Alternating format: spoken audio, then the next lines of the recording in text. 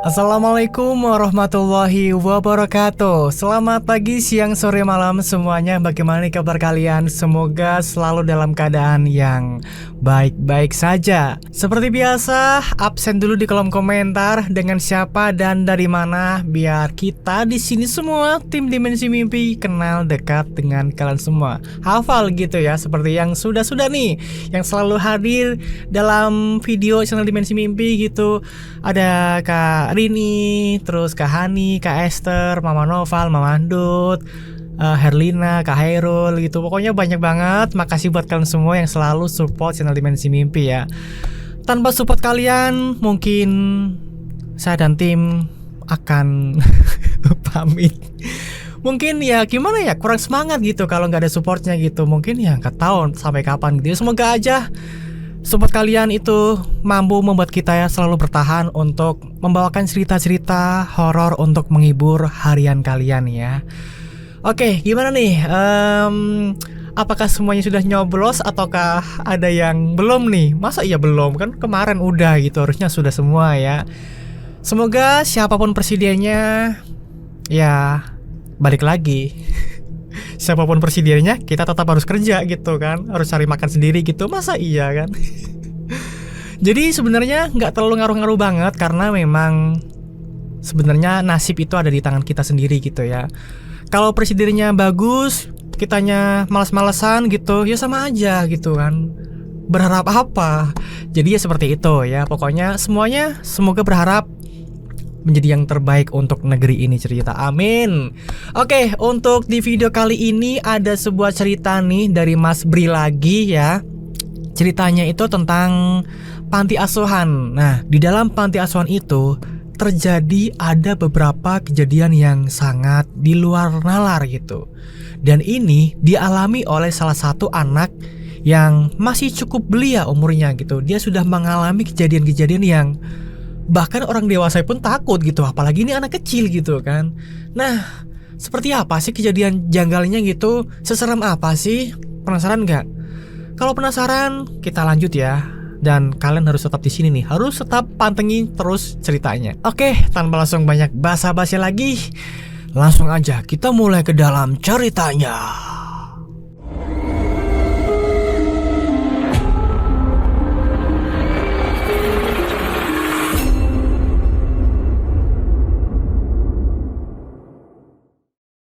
Gambaran kehidupan penghuni panti asuhan di kota kecil di Banten. Pergulatan dalam menjalani hidup yang harus juga berjuang menghadapi banyak keanehan dan kejanggalan menjurus seram yang terjadi di dalam panti. Seri seram terbaru Panti Asuhan hanya di Dimensi Mimpi. Pada suatu malam di pertengahan tahun 1995, Bu Berta selalu paling awal duduk di meja makan. Kursi paling ujung di deretan sebelah kanan. Malam itu juga sama. Beliau sudah duduk dengan senyum khasnya. Perempuan berdarah Batak dengan kerut tegas di wajah. Rambut panjang yang sudah beruban tergerai sampai bahu. Seperti biasa, dia berpakaian terusan panjang bermotif bunga. "Ayo anak-anak, sudah waktunya makan. Sudah siap semua ini," Bu Berta berteriak begitu. Sudah jam 7 malam. Tepat, tidak kurang tidak lebih. Waktunya makan malam.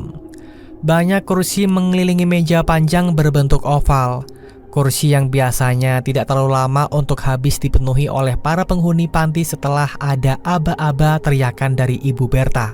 Dan benar, setelah itu para penghuni langsung meninggalkan semua kegiatannya yang rata-rata sedang belajar dan mengaji. Bergegas menuju ke meja makan.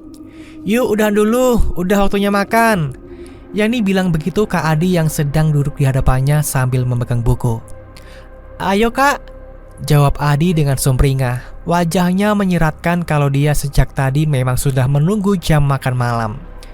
Yani memang sedang membantu Adi belajar, adik pantinya, belajar bahasa Inggris pada malam itu.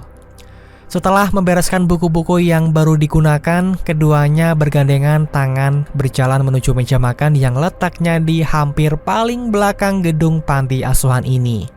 Dalam 1 atau 2 menit saja, kursi-kursi sudah dipenuhi oleh anak-anak penghuni dan beberapa pengurus panti. Hidangan makan malam sudah tersedia di atas piring di hadapan, dengan porsi yang sedikit berbeda-berbeda untuk masing-masing anak tapi dengan menu yang sama. "Sudah kumpul semua ya?" Bu Berta bertanya setelah menghitung jumlah anak yang sudah duduk di sekeliling meja makan. "Ridwan, mulai pimpin doa ya," lanjut Bu Berta.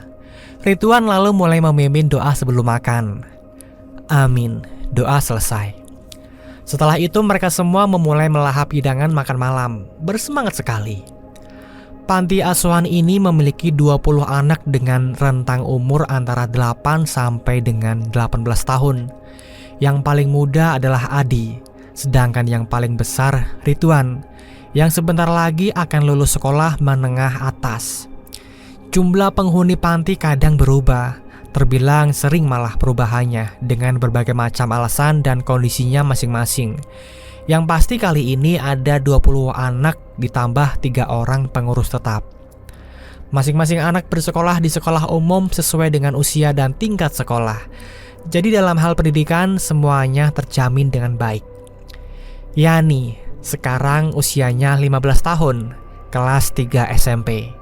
Yani tinggal di panti asuhan ini sejak masih bayi. Sudah termasuk penghuni senior. Kegiatan makan malam ini termasuk kegiatan yang rutin dilakukan setiap harinya. Anak-anak wajib makan bersama. Di meja makan besar ini semuanya berkumpul makan sambil berbincang riang tentang apa saja. Salah satu acara yang menurut sebagian besar penghuni sangat menyenangkan, di samping memang acara makan bersama, juga merupakan waktu untuk berakrab-akrab dengan penghuni lain. Singkatnya, sekitar jam 8 kurang 10 menit, makan malam selesai. Kali ini Yani dan Eva yang bertugas mencuci piring. Ada 20 anak. Di meja makan ada 21 piring makanan. Ya benar, ada 21 porsi piring makan untuk 20 anak. Kenapa lebih? Apa untuk anak yang makannya nambah? Bukan untuk itu. Tidak setiap hari, tapi dalam waktu tertentu, Bu Dewi yang bertugas menyiapkan makanan memang melebihkan 1 piring di meja makan dalam waktu tertentu.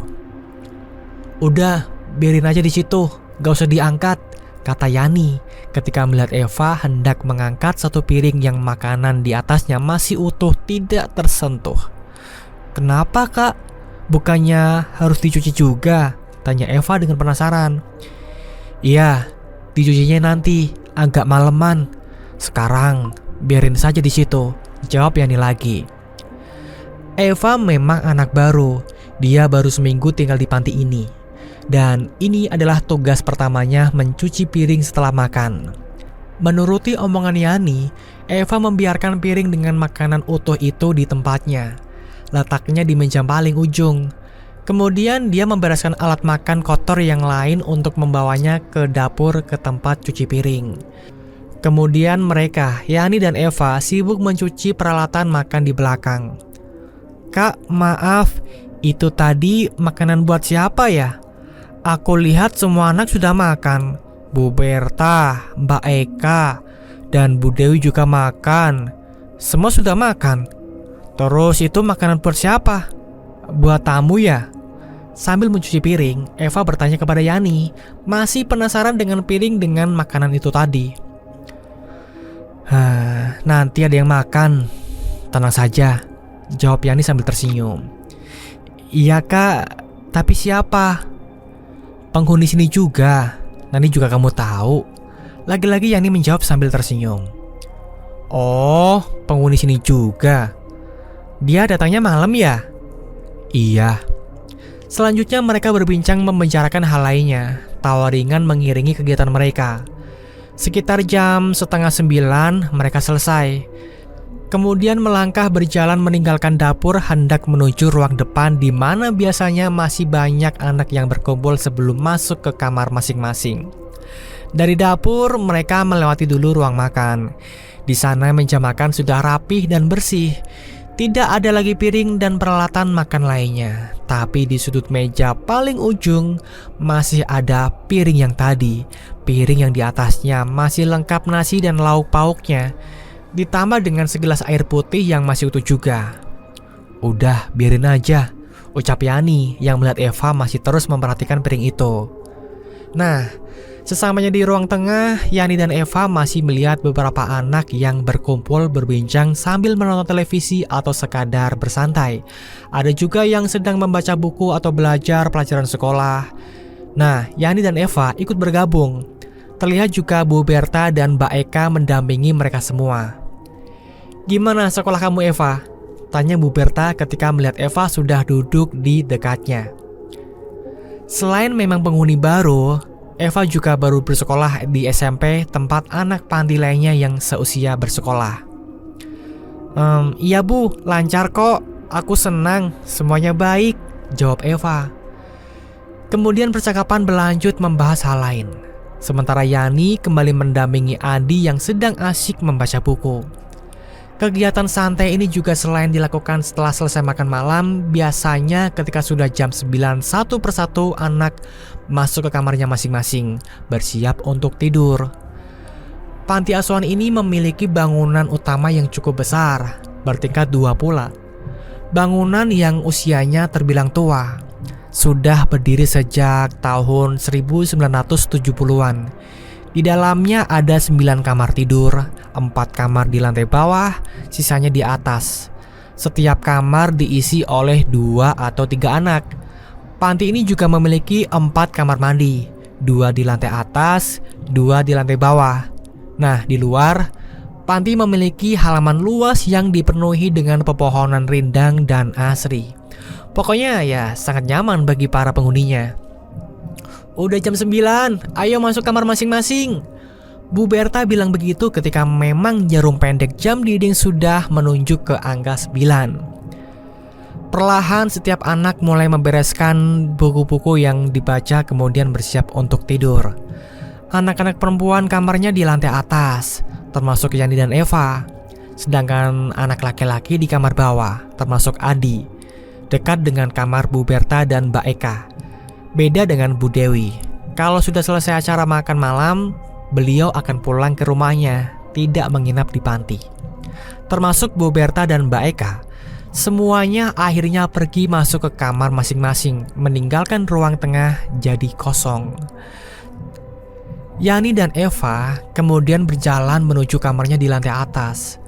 Tangga menuju lantai atas letaknya di ruang makan. Nah, ketika sudah mau naik tangga di ruang makan ini, Eva masih saja memperhatikan piring tadi. Piring yang nasi dan lauk pauknya masih utuh. "Kak, sayang amat ya makanan itu. Apa nanti dibuang?" tanya Eva ketika sedang berjalan menaiki tangga. "Gak akan dibuang. Sebentar lagi juga ada yang makan kok. Udah biarin aja." Masih bingung, tapi Eva memilih untuk diam. "Nanti kita yang cuci piringnya kalau udah dimakan," kata Yani kepada Eva beberapa saat sebelum masuk kamar. "Ah, cuma piring 1 doang kak, aku juga bisa. Ngapain berdua-duaan?" jawab Eva. "Ya sudah, kalau kamu berani turun sendiri nanti," ucap Yani sambil tersenyum. Nah, di dalam kamar ini mereka langsung sibuk menyiapkan seragam sekolah yang akan dipakai esok hari dan buku-buku yang akan dibawa. Sambil berbincang diselingi dengan canda tawa ringan, sebelum tidur nih, memang hampir selalu begitu. Sampai kemudian ada sesuatu yang terjadi. Di tengah keasyikan bercengkrama, tiba-tiba mereka diam nyaris bersamaan. Lalu saling berpandangan. Kakak dengar juga?" tanya Eva. "Iya," jawab Yani sambil tersenyum. "Siapa itu kak? Siapa yang masih belum masuk kamar?" Yani tidak menjawab pertanyaan Eva, dia hanya tersenyum. "Kayaknya tadi aku melihat semua udah masuk kamar deh. Udah jam 10 lewat kan ini?" lanjut Eva. Yani tetap saja tidak menjawab. Ada apa ini sebenarnya? Ternyata tadi, nyaris bersamaan, Yani dan Eva mendengar ada suara anak laki-laki tertawa terkekeh di lantai bawah. kamar Yani dan Eva memang dekat dengan tangga. Jadinya seringkali suara-suara tadi dari lantai bawah bisa terdengar dengan jelas. Ditambah pintu kamar selalu dalam keadaan terbuka kecuali kalau sudah jam tidur. Ya, mereka dengan jelas mendengar kalau ada suara tawa anak laki-laki dari lantai bawah. Makanya merasa aneh, karena yang mereka tahu semua penghuni sudah masuk ke kamar masing-masing. "Kalau kamu mau cuci piring sekarang aja, Fah," ucap Yani berselang beberapa menit kemudian setelah keheningan. "Sekarang, Kak? Emang udah bisa dicuci?" "Iya, udah." Kok kakak tahu sih?" "Tahu. Udah sana." "Ya udah, aku turun deh. Mau aku temenin?" "Alah, gak usah lah, Kak. Ngapain berdua-dua?" Kemudian Eva melangkah keluar kamar, menuju lantai bawah ke ruang makan. Ruang makan sudah nyaris gelap ketika Eva sudah sampai di bawah. Lampu utama sudah dalam keadaan mati. Penerangan hanya bersumber dari cahaya lampu kecil di ruang tengah dan lampu teras samping yang cahayanya masuk dari sela-sela jendela. Remang gelap, tapi Eva masih bisa melihat semuanya, termasuk piring kotor di atas meja makan. Benar, Eva melihat piring yang tadinya masih utuh makanannya ternyata sekarang sudah seperti baru saja ada yang makan, menyisakan sedikit sisa makanan saja. Gelas yang tadi berisi air putih pun sudah kosong. Wah, benar kata Kak Yani, ternyata udah ada yang makan. Tapi siapa ya? Eva bertanya dalam hati. Atau anak yang tadi ketawa ya yang makan? Lagi-lagi Eva bertanya-tanya. Walau masih bingung, Eva tetap membereskan piring dan gelas itu, membawanya ke dapur untuk dicuci. Hanya satu piring, gelas, dan sendok garpu saja. Tidak akan lama Eva mencucinya. Harusnya seperti itu. Tapi tiba-tiba Eva harus menghentikan mencuci ketika sesekali lagi dia mendengar suara tawa. Suara yang persis sama dengan yang terdengar ketika masih berada di lantai atas tadi. Kali ini suaranya tentu saja terdengar lebih jelas. Jadi karena sepertinya bersumber dari ruang makan yang letaknya dekat dengan dapur. Sontak Eva langsung menoleh ke belakang dong, ke arah pintu yang menghubungkan dapur dengan ruang makan, untuk melihat siapa yang tertawa itu. Nah, tapi gak ada siapa-siapa. Tidak ada orang atau anak kecil. Ruang makan pun masih gelap ketika Eva mendekat ke pintu dan melihat ke sana. Kemudian dengan kebingungan yang masih ada, Eva memutuskan untuk lanjut mencuci. Tidak lama kemudian suara tawa anak kecil itu terdengar lagi. Kali ini sangat jelas. Sangat yakin kalau sumber suara berada persis di belakangnya. Makanya Eva ini langsung menoleh ke belakang. Nah, saat itulah Eva sempat terdiam karena melihat ada anak laki-laki berumur sekitar 6 atau 7 tahun sedang berdiri di pintu menuju ruang makan. Anak laki-laki ini berdiri diam dalam gelap sambil tersenyum. Tapi Eva pun akhirnya membalas senyumannya. Eva tidak kenal dengan anak ini. Selama sudah 2 minggu tinggal di panti, Eva sama sekali belum pernah melihatnya. "Hai adik kecil, kamu baru makan ya?" tanya Eva sambil tersenyum. Anak laki-laki itu mengangguk, kemudian tertawa. Suaranya persis dengan suara tawa yang Eva dengar sebelumnya. Kemudian anak itu berlari dalam gelap menuju ruang tengah. Eva ini kemudian mengejarnya dong karena penasaran. Dia pengen tahu hendak kemana anak itu menuju. Tapi anehnya, sesamanya di ruang tengah, Eva ini gak melihat lagi keberadaan anak itu. Dan tidak terdengar juga ada suara pintu tertutup seandainya dia masuk ke salah satu kamar. Jadi anak itu tuh seperti kayak hilang begitu saja. Loh, kemana larinya dia? Tanya Eva dalam hati. Ruang tengah ini sudah dalam keadaan kosong dan gelap. Seketika Eva pun merinding. Tiba-tiba dia merasa ada yang aneh dengan anak itu tadi. Setelah itu Eva memutuskan untuk kembali ke dapur untuk menyelesaikan cuci piring. Nah, setelah selesai, Eva langsung berlari kecil menaiki tangga menuju kamarnya. Terus ketika masih berada di tangga, Sekali lagi Eva mendengar tawa anak itu. Kali ini suaranya jadi menyeramkan, tapi Eva tidak menggubrisnya. Dia terus melangkah menuju ke kamar. "Kenapa kamu?" tanya Yani ketika melihat Eva terengah-engah sesampainya di kamar. Besok aja ceritanya, Kak," jawab Eva. Yani pun hanya tersenyum. Yani dan Eva ini bersekolah di SMP yang sama. Yani kelas 3, Eva kelas 2. Makanya mereka berangkat berjalan kaki bersama-sama menuju sekolah. "Anak kecil itu siapa, Kak?" Eva akhirnya berani bertanya, membuka percakapan ketika masih dalam perjalanan. "Anak kecil yang mana?" "Tadi malam." "Benar, ternyata makanan di piring itu memang sudah ada yang makan, Kak. Aku lalu mencuci piringnya. Nah, ketika pas lagi cuci piring, aku dengar suara tawa itu lagi. Tawa anak kecil. Anak itu ya yang makan makanannya, Kak?" tanya Eva lagi. Yani pun hanya tersenyum saja lalu menjawab, "Iya." "Terus, emangnya dia siapa, Kak?" "Anak Pandi juga." "Tapi kok aku gak kenal ya? Gak pernah lihat dia di panti." "Nanti lama-lama kamu juga kenal kok." Kakak ini masih aja ada rahasia," ucap Eva, menutup percakapan ketika mereka akhirnya sampai di sekolah. Oke, sebelum kita lanjut ceritanya, saya mau ngingetin kembali nih, buat kalian yang belum klik tombol like atau yang belum subscribe atau juga yang belum klik tombol loncengnya, silakan diklik semuanya ya.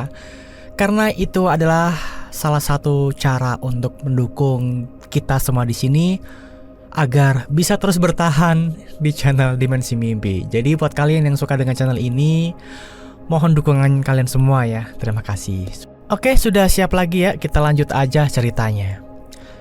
Seperti di tengah-tengah hutan, walaupun terbilang kecil tetapi hutan ini cukup banyak menampung pepohonan. Berbagai jenis pohon ada, dari yang kecil sampai yang menjulang tinggi, dari yang jarang sampai yang lebat dedaunan. Rumah panti asuhan berdiri hampir di tengah hutan kecil ini. Makanya, sepanas apapun kondisi cuaca, lingkungan, panti tetap terasa relatif sejuk dan segar udaranya. Akan makin terasa suasana di hutan di waktu pagi. Udara sejuk terbilang dingin di mana embun tebal menghias permukaan lingkungan panti dan sekitarnya. Sampai sang embun menghilang terkikis oleh hangatnya sinar matahari. Hutan kecil ini seolah menjadi taman bermain yang luas bagi para penghuni panti dan juga anak-anak lain yang berasal dari komplek perumahan yang letaknya tidak jauh dari sini. Oh ya, ada sungai kecil juga yang mengalir di sisi sebelah selatan hutan. Sungai yang tidak terlalu besar namun airnya cukup banyak. Terbilang deras pula ketika datang musim penghujan. Bukannya bangunan besar dan mewah, rumah panti hanya rumah besar biasa, bertingkat, namun memiliki halaman yang terbilang luas, dibatasi dengan pagar tembok sederhana yang sudah terlihat lusuh dan tua.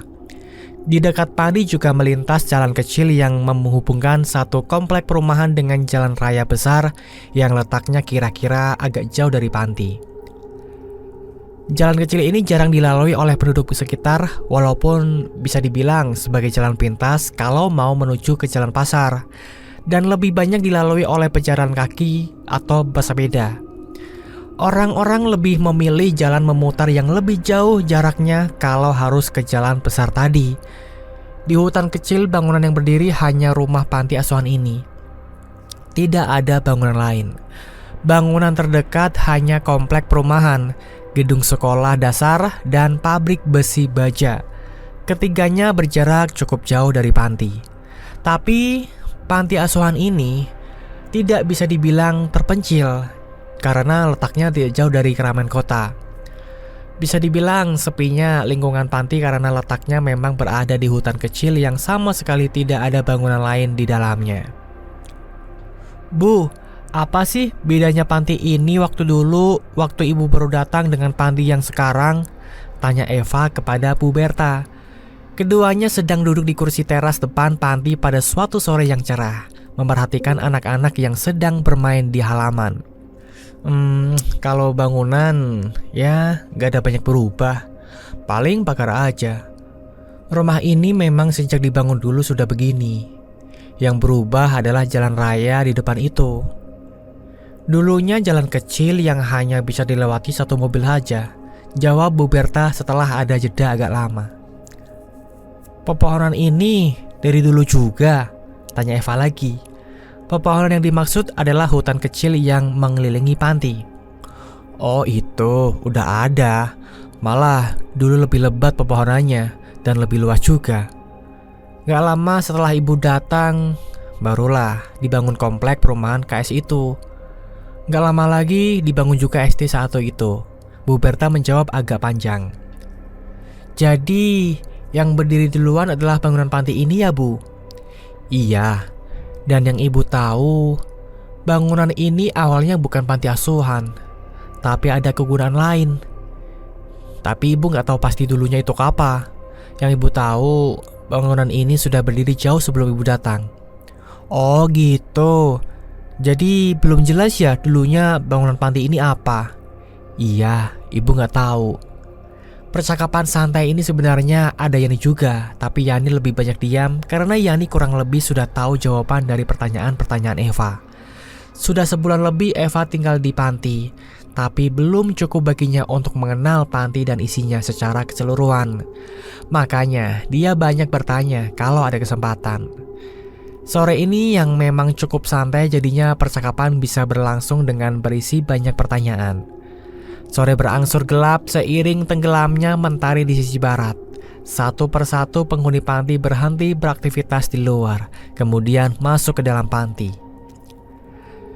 Singkat cerita, selepas maghrib, anak yang beragama Islam ada kegiatan mengaji.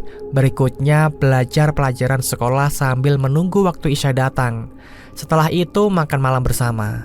Seperti biasa juga, selepas makan malam, para penghuni melanjutkan kegiatan belajarnya atau berbincang membahas banyak hal dengan sesama penghuni atau dengan ibu-ibu pembina.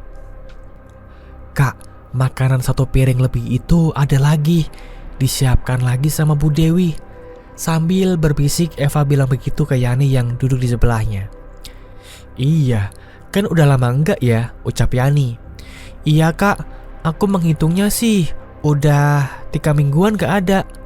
Seperti yang Eva bilang, piring makanan yang masih berisi nasi dan lauk pauk utuh beserta segelas air putih ada lagi di meja makan setelah seluruh penghuni sudah selesai makan semua. Sepiring makanan yang bagi Eva masih banyak pertanyaan mengenainya. Setelah sekian minggu berlalu, piring itu ada lagi. Melihat itu, gejolak rasa penasaran Eva membuncah lagi. Kak, nanti aku aja yang cuci piringnya deh, kata Eva. Ya jangan, gak bisa. Kan malam ini bukan giliran kamu, tapi Andi dan Iwan. Yani bilang begitu. Ya, nanti aku bilang ke mereka kalau aku aja yang nyuci piring. Udah jangan, mereka aja. Kamu kan nanti ada jadwalnya. Ya udah deh. Akhirnya Eva pun menyerah. Eva masih penasaran dengan sosok yang menyantap satu porsi makanan itu. Tidak terasa jarum pendek jam dinding sudah menunjuk ke angka 9. Sudah waktunya untuk tidur. Satu persatu mereka masuk ke kamar masing-masing setelah membereskan semua yang digunakan di ruang tengah. Beberapa menit kemudian, ruang tengah sudah kosong dan gelap. Yani dan Eva juga sudah berada di dalam kamar mereka di lantai atas. Eva sengaja tidak banyak bicara, seperlunya saja menanggapi kalau Yani mengajak berbincang atau melontarkan pertanyaan. Selebihnya diam. Kenapa? Ya karena Eva menunggu sesuatu. Eva menunggu kegiatan di lantai bawah. Dia menunggu sampai Andi dan Iwan kedengaran mencuci piring. Mencuci piring terakhir. Kok Andi dan Iwan belum kedengaran mencuci piring ya kak? Akhirnya Eva pun bertanya. Karena malam sudah makin larut. Paling bentar lagi, jawab Yani. Mereka berdua sudah merebahkan tubuh di tempat tidur, menunggu kantuk datang untuk terlelap.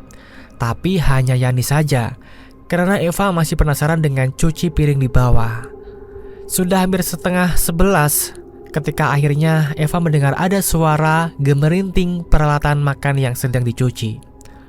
Akhirnya, ucap Eva dalam hati.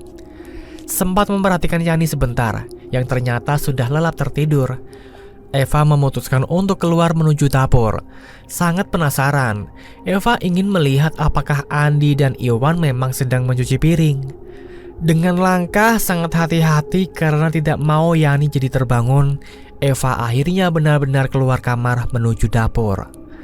Menuruni tangga, sementara suara kegiatan cuci piring yang dilakukan Iwan dan Andi masih terus kedengaran. Beberapa menit kemudian, Eva sampai juga di dapur. Kak Eva, belum tidur kak? Tanya Andi sambil mengerap piring yang ada di tangannya. Sementara Iwan hanya berdiri memperhatikan. Kalian malam sekali cuci piring. Bukannya tadi udah ya cuci piringnya? Tanya Eva. Pertanyaan yang memancing nih. Oh iya kak, ini ternyata ada satu piring yang ketinggalan, jawab Andi lagi. Eva pun diam. Tidak ada pertanyaan lanjutan. Namun memperhatikan gelagat dari Andi dan Iwan yang Eva merasa kalau mereka berdua sedang menutupi sesuatu. Sebenarnya Eva masih sangat penasaran, terlebih setelah dia pernah mengalami kejadian aneh tentang piring terakhir ini. Tapi melihat Andi dan Iwan seperti itu, Eva memilih untuk menahan diri. Udah selesai kak? Andi bilang begitu ketika sudah meletakkan piring sendok gelas bersih di tempatnya. Ya sudah, yuk tidur, udah malam, kata Eva. Ketiganya lalu berjalan menuju kamar masing-masing untuk tidur, sementara Eva di kepalanya masih berkecamuk banyak pertanyaan. Selesaikah malam itu? Tentu saja belum. Kok aku jadi gak ngantuk sama sekali ya? Kata Eva dalam hati.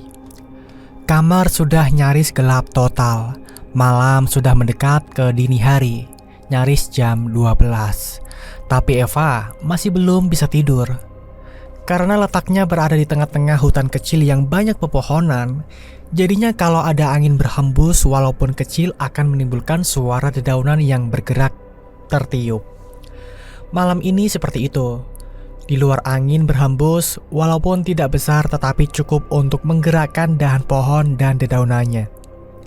Kamar Eva yang letaknya di lantai 2 membuat hembusan angin di luar jadi terasa karena hembusannya masuk juga melalui sela-sela jendela.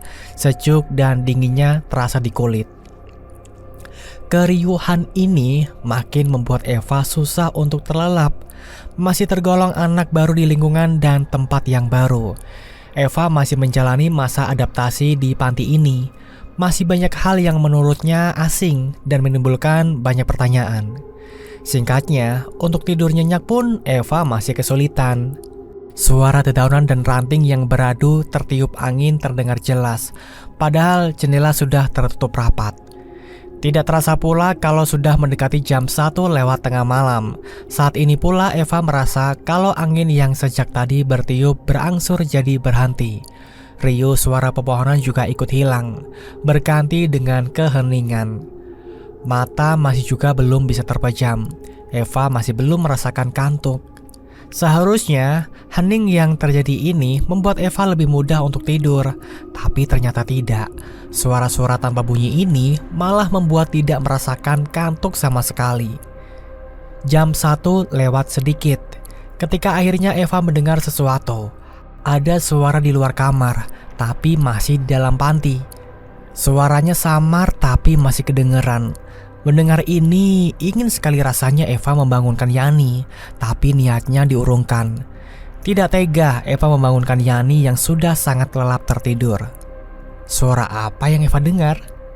Eva mendengar ada suara seperti ada yang sedang menyapu lantai di ruang tengah lantai 2 persis di depan kamarnya. Srek, srek, srek. Kira-kira seperti itu bunyinya. Siapa yang nyapu tengah malam begini ya? Tanya Eva dalam hati. Suara gesekan sapu ijuk dengan permukaan lantai itu konstan terdengar. Terus kedengaran, kadang menjauh, kadang mendekat. Terus menyapu berkeliling ke setiap penjuru ruangan. Kedengarannya seperti itu. Mendengar ini tentu saja Eva makin tidak bisa tidur. Pikirannya tidak karuan. Ingin rasanya Eva berdiri mendekat ke pintu dan membukanya untuk melihat siapa gerangan yang sedang menyapu itu. Rasa penasaran memenuhi isi kepala, tapi Eva tidak berani. Ada ketakutan yang tentu saja timbul mengingat ini masih tengah malam. Srek, srek, Srek. Masih terus kedengeran. Eva terus memperhatikan pintu. Fokus Eva makin menjadi-jadi ketika dari suara Eva merasa kalau yang sedang menyapu sedang persis berada di depan pintu kamar. Bentar lagi bersih. Tiba-tiba Eva mendengar ada orang bicara. Itu suara perempuan. Siapa itu? Eva tidak tahu. Eva sama sekali tidak mengenali suara itu. Eva yakin itu bukan Bu Berta, Mbak Eka, atau juga Bu Dewi. Kenapa begitu yakin? Karena suara yang Eva dengar adalah suara nenek. Iya, jelas seperti itu. Srek, srek, srek. Sementara suara gesekan sapu dengan lantai masih terus terdengar. Eva di sini makin ketakutan, sama sekali tidak berani menggerakkan tubuhnya, tidak mau menimbulkan suara. Eva berharap semoga nenek itu tetap berkeinginan di ruang tengah.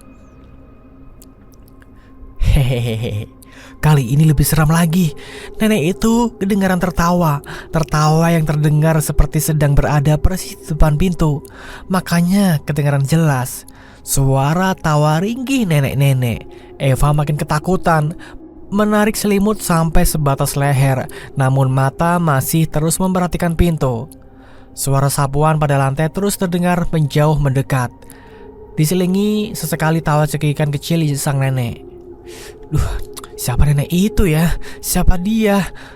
Sampai akhirnya semuanya berhenti. Tidak ada lagi suara menyapu dan tawa. Hening kembali terjadi. Heningnya cukup lama. Beberapa menit mungkin.